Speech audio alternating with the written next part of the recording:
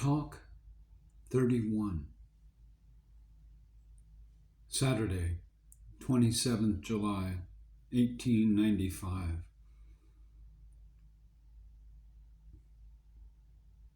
Commentary on the Katha Upanishad.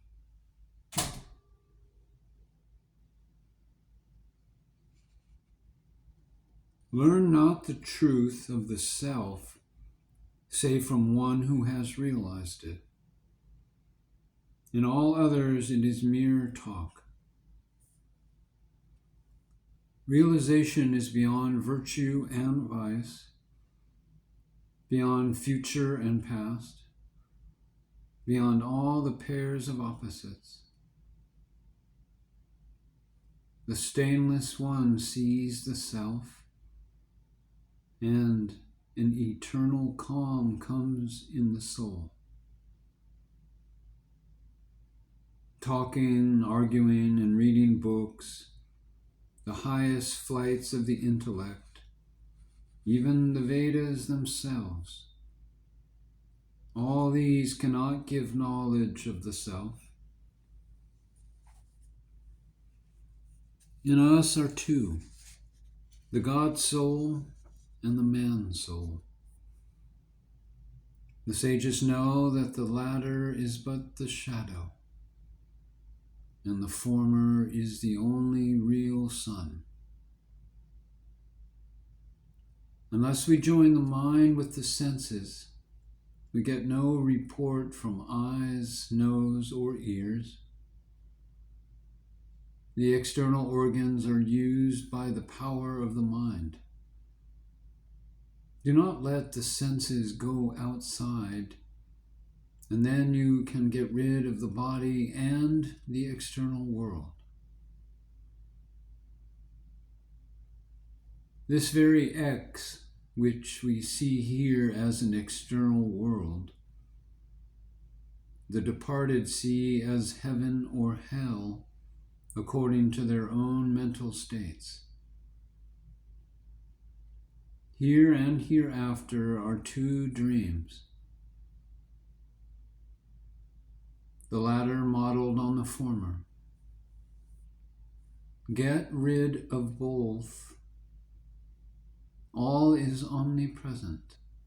All is now. Nature, body, and mind go to death, but not we. We never go nor come. The man, Swami Vivekananda, is in nature, is born and dies. But the self, which we see as Swami Vivekananda, is never born and never dies. It is the eternal and unchangeable reality.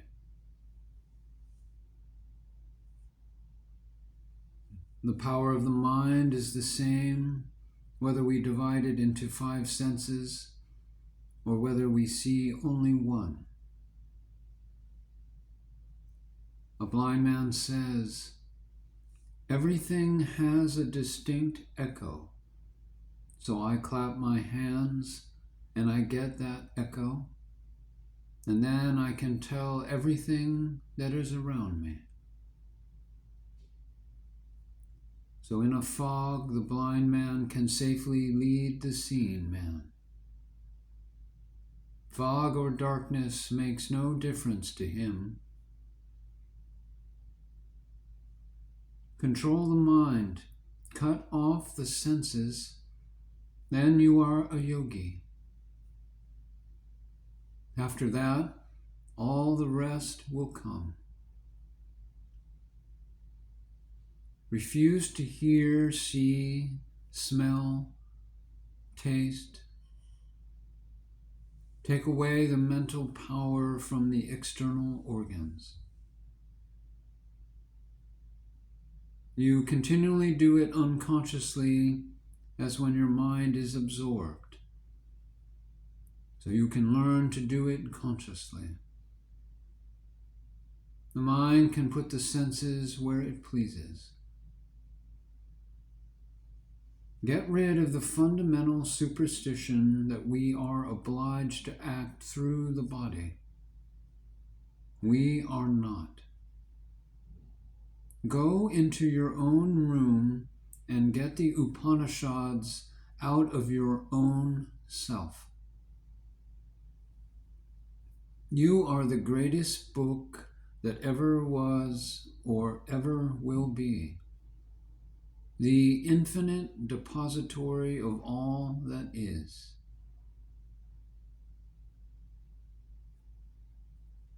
Until the inner teacher opens, all outside teaching is in vain.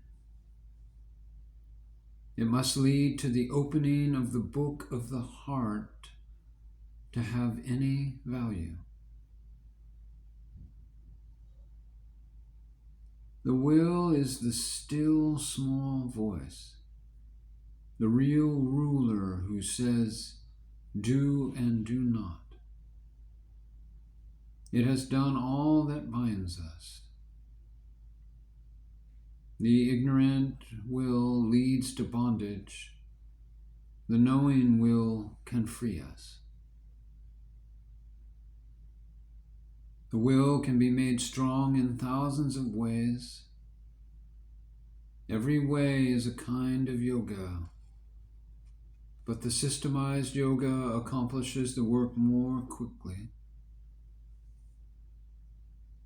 Bhakti, karma, raja, and jnana yoga get over the ground more effectively. Put on all powers, philosophy, work, prayer, meditation. Crowd all sail. Put on all head of steam and reach the goal. The sooner, the better.